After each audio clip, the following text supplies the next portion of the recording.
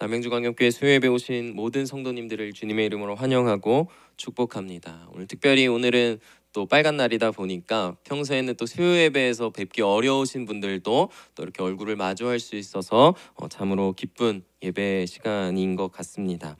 오늘은 하나님의 말씀 위에 세워진 삶이라는 제목을 가지고 오늘 이 사무엘상 4장의 말씀을 함께 나누기를 원합니다. 지난 시간까지의 이야기 가운데 오랜 시간 준비되어 가던 이 사무엘이 드디어 이제 하나님의 부르심을 통하여서 이제 역사의 전면에 이제 본격적으로 등장하기 시작했습니다. 그래서 오늘 1절 그 앞부분의 이야기를 보면 사무엘의 말이 온 이스라엘에 전파되니라 라고 하시면서 이제 여호와께서 사무엘을 통해 이스라엘 가운데 다시 한번 일하기 시작하셨음을 보여주시죠. 그런데 여전히 아직 한 가지의 문제가 남아있어요. 계속 문제가 남아있어요. 근데 그 문제는 항상 엘리 가문이에요. 왜냐하면 여전히 아직 사회적으로는 누가 영향력을 행사하고 있어요? 제사장직에 자리 잡고 있는 엘리 가문이 여전히 영향력을 행사하고 있어요. 그래서 하나님이 더욱더 본격적으로 이 사무엘을 통해 이스라엘 가운데 일하시려면 반드시 하나님이 이전에 이미 이 사무엘에게 예고하셨던 대로 엘리 가문이 무너져야 하는 그런 딱 직전에 놓여져 있는 것입니다. 그 일이 바로 오늘 4장에서 일어나는 전쟁의 사건을 통하여서 일어나게 됩니다. 그런 말씀 가운데 오늘 1절의 말씀을 다시 한번 보겠습니다. 사무엘의 말이 온 이스라엘에 전파되니라. 함께 읽겠습니다. 시작. 이스라엘은 나가서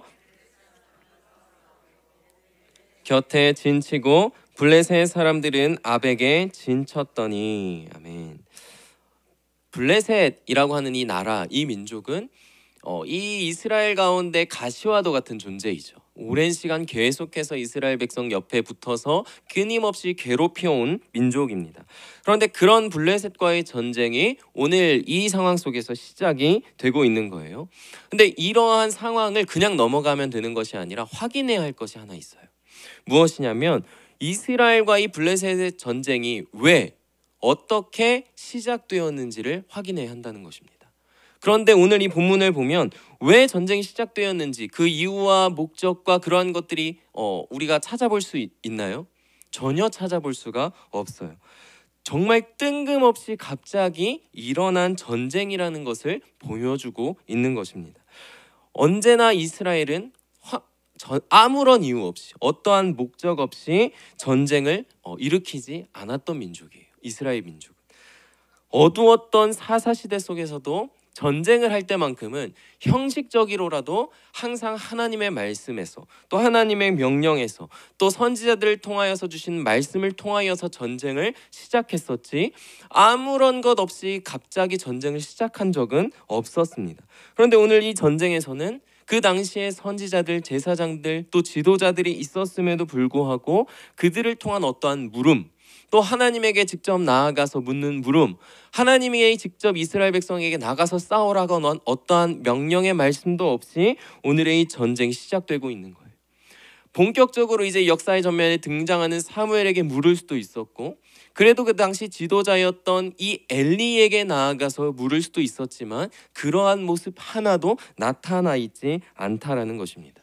그래서 오늘 이 전쟁은 어느 날 갑자기 찾아온 이스라엘 백성의 어떠한 국가적인 위기에 인간적인 반응을 통하여서 일어난 전쟁이다. 우리가 이렇게 바라볼 수가 있습니다. 그래서 갑자기 막 블레셋이 또 앞으로 전쟁을 또 괴롭히려고 막 쳐들어오고 막 진영을 짜니까 저것들 봐라. 그럼 우리도 대항해야지 라고 하면서 시작되는 것이 이 전쟁이었어요. 그냥 인간적인 반응, 어떤 생리적인 반응 가운데 이뤄지는 어떠한 전쟁들, 아무런 이유와 목적이 없는 모든 것을 상실한 세상적인 전쟁이 이루어지고 있는 것입니다. 오늘날 우리의 삶을 찾아봐도 또 우리 주변의 많은 이웃들, 이 세상적인 삶을 돌아보면 두 종류의 삶을 발견할 수 있게 됩니다. 첫 번째 종류는 어떤 삶이냐면 우리의 삶 가운데 위기가 찾아왔을 때, 오늘날 갑작스러운 위기가 찾아왔을 때 먼저 하나님에게 나아가는 거예요. 하나님에게 나아가서 하나님, 왜 저에게 이런 일이 일어났습니까? 왜 우리 가정에, 왜 나의 삶에 이런 일이 일어났습니까? 하나님, 제가 이러한 일 가운데 어떻게 해야 되겠습니까? 하나님 저에게 지혜를 주십시오. 하나님 저를 깨닫게 해주시고 제가 이 위기를 하나님 안에서 이겨나갈 수 있도록 도와주십시오 라고 하면서 위기 속에서 먼저 하나님에게 나아가 반응하고 하나님에게서 답을 찾으려고 하는 삶의 반응이 있는가 반면, 어떤 때에는 평소에는 하나님에게 고백해요. 하나님을 찬양해요. 하나님에 대한 말씀을 많이 들어요. 하지만 정작 위기가 찾아왔을 때는 하나님에 대한 생각이 다 사라지고 나의 생각과 나의 계획, 나의 소견대로 무언가를 생각하고 반응하려고 하는 모습이 나타날 때도 있습니다. 그러니까 무언가에 어떻게 반응하겠느냐에 따라서 두 가지의 반응이 나타날 수 있다는 것이죠. 근데 지금 이스라엘이 후자인 상황이라는 거예요. 여러분, 지금 사무엘서의 주제를 지금 몇 주간 나누고 있는데, 사무엘서의 주제가 무엇이죠? 교만한 자는 낮추시고 겸손한 자는 높이신다라는 것을 계속 말씀하고 있습니다. 그런데 겸손한 자는 어떤 삶이냐면 자신 위에 하나님을 두는 거예요. 하나님에게, 그래서 그 하나님을 붙잡고 그 하나님이 주시는 것에 반응하며 살아가는 것. 또 그렇다면 반대로 교만한 자라는 삶은 자신이 하나님 위에 서서 반대로 하나님이 나를 돕고 나를 하나님이 그냥 섬겨야 하는 어떠한 그러한 존재로 자기의 소견대로 결국 따라가며 살아가려고 하는 사람이라고 분류를 할 수가 있습니다. 이 이스라엘 백성들이 당시 상황도 그랬습니다. 이 땅 가운데서도, 이 시대 속에서도 이스라엘 가운데는 여전히 예배가 있었어요. 제사가 있었고 여전히 하나님의 말씀은 물론 있었을 것입니다. 하지만 그 중심에 정작 그 하나님의 말씀을 두고 또 말씀하시는 하나님을 두는 것이 아니라 정작 그 중심에는 이스라엘을 움직이고 있는 자들이 결국 자기 자신들, 종교 지도자들, 백성들, 자기의 자신의 어떠한 중심이 자리 잡고 있었던, 그래서 속빈 강정과 같이 형식만 갖추고 있는 신앙의 모습을 당시 이스라엘 백성들이 가지고 있었다라는 것입니다. 그러니까 이 전쟁이 바로 이스라엘 백성들의 상태를 드러내주고 있는 것이라고 우리가 생각할 수가 있습니다. 오늘 이 자리에 계신 우리의 모든 성도님들의 삶은 언제나 지혜로운 마음 가운데 하나님에게만 반응하면서 그 삶을 반석, 그 하나님 위에 세우고, 그래서 우리의 삶에 갑작스러운 비가 내리고 창수가 나고 바람이 불 때에도 흔들리지 않는, 무너지지 않는 그러한 복된 삶, 예수님께서 말씀하셨던 것 같이 그 집을 반석 위에 세운 지혜로운 사람 같은 그런 우리 모든 성도님들의 복된 인생이 다 되시기를 주님의 이름으로 소망하고 축복합니다. 그런 상황 가운데 오늘 2절 계속해서 한번 보겠습니다. 블레셋 사람들이 이스라엘에 대하여 전열을 벌이니라. 그들이 싸우다가 이스라엘이 블레셋 사람들 앞에서 패하여 그들에게 전쟁에서 죽임을 당한 군사가 4,000명 가량이라. 전쟁이 이제 시작됐어요. 그리고 전쟁의 결과는 이 사람들이 얘기하는 것처럼 이스라엘이 블레셋 사람들 앞에서 패하여. 여러분, 이스라엘 백성은 왜 졌을까요? 이 성경에서 이스라엘 백성들이 왜 졌는지 어떻게 이야기를 해주고 있습니까? 블레셋이 강력했기 때문일까요?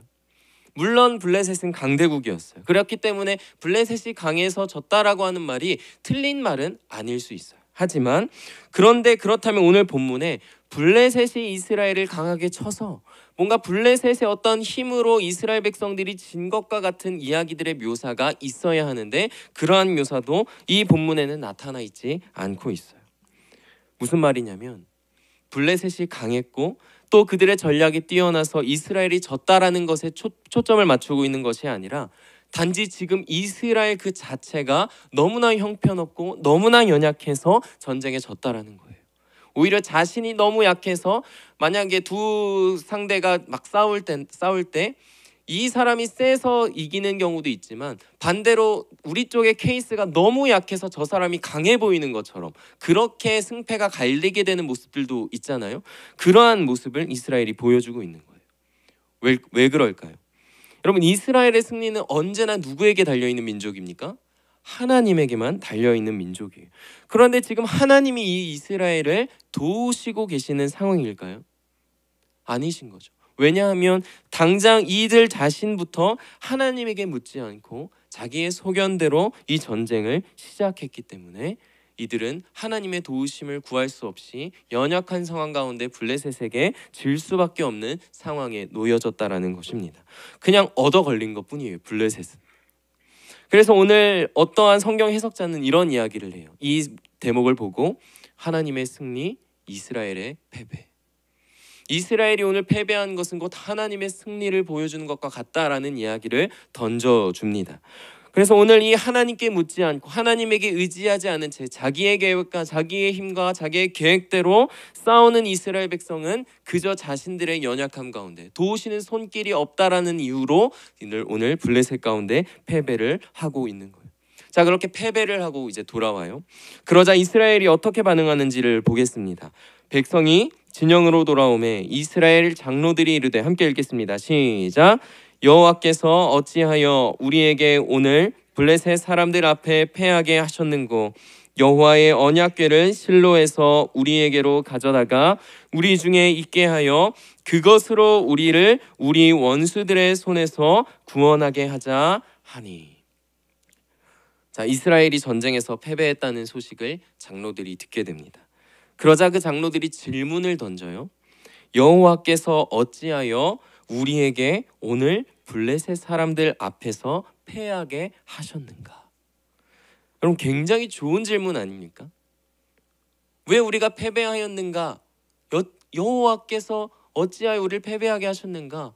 굉장히 좋은 질문을 이 장로들이 가지고 있어요. 근데 문제는 무엇이냐면, 이제 이 질문의 답을 찾아서 해결하기만 하면 되는데, 그럼 이 질문을 올바른 곳에 던지기만 하면 되는데, 여러분, 이들은 지금 그럼 이 질문, 이 좋은 질문을 누구에게 던져야 돼요? 하나님에게 던지면 돼요.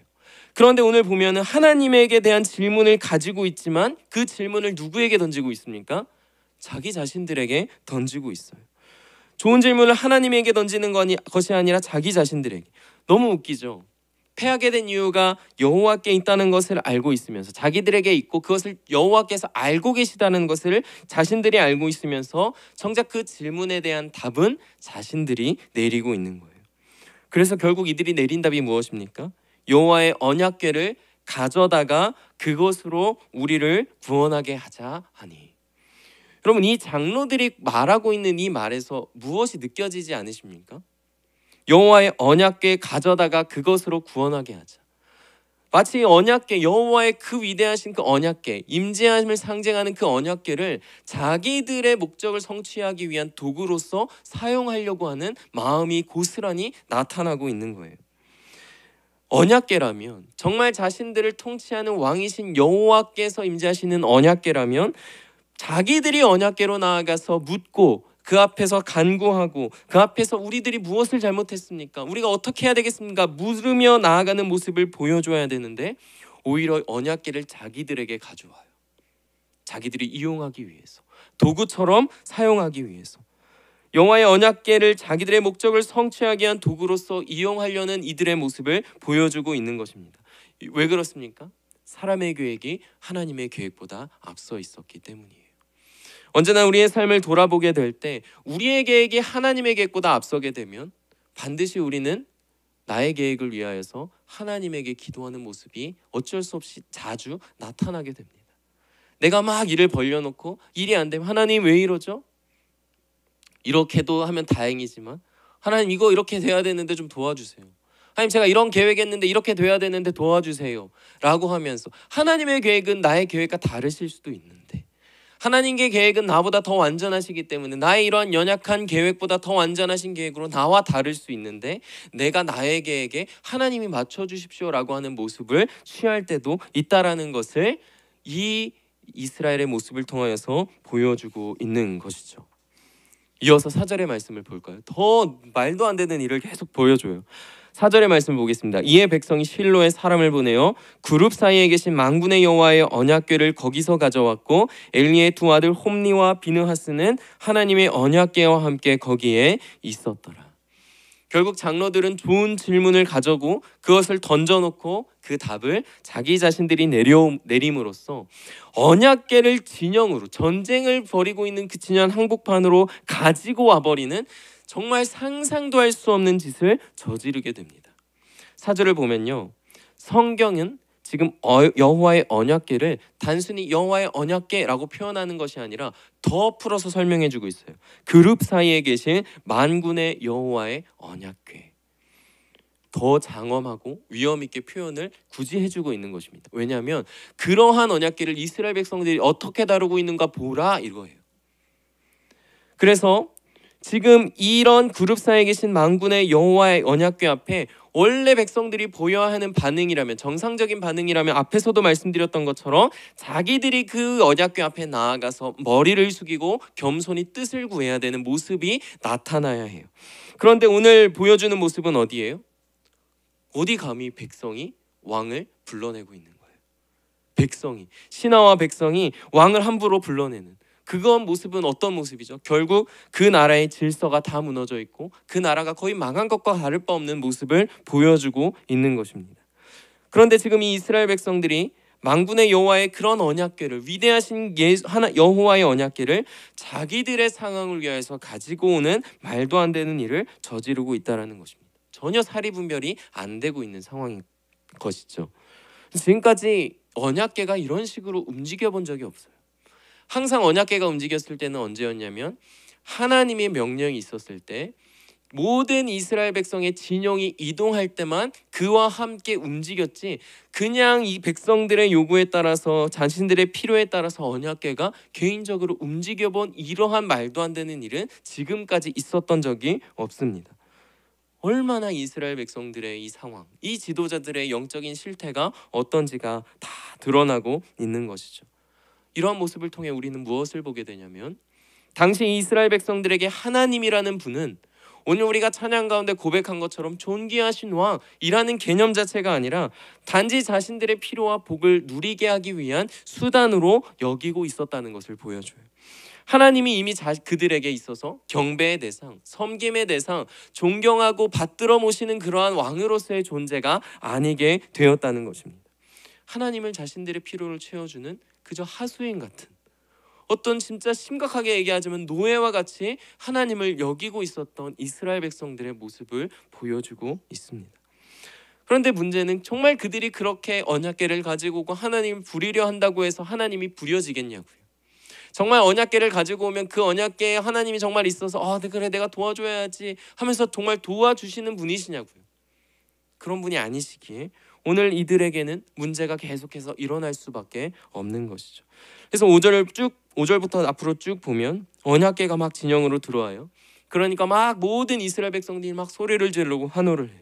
심지어 그 소리를 들은 블레셋 사람들도 그 소리를 듣고 깜짝 놀래요.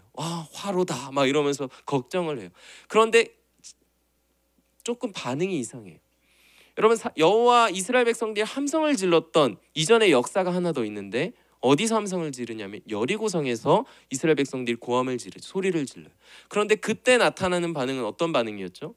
대적의 성이 무너지고 대적들이 진멸되고 또 그 소식을 들은 모든 이들의 간담이 서늘해지고 녹아내리는 그러한 모습이 나타나는데, 오늘 이 상황 가운데서는 똑같이 소리를 지르지만 물론 그 소리에 블레셋 사람들도 깜짝 놀라지만 나타나는 반응은 무엇이죠? 이 블레셋 사람들이 간담이 녹기는커녕 오히려 대장부가 되자라고 하면서 더 의기투합하는 모습이 나타나게 됩니다. 그리고 결국 무너져 내리는 건 이스라엘 백성들임을 보여주고 있어요. 결국 3만 명 가량의, 앞에서의 사람까지 포함하면 3만 4천 명이라는 엄청난 수의 사람들의 인명 손실, 희생이 겪게 되어집니다.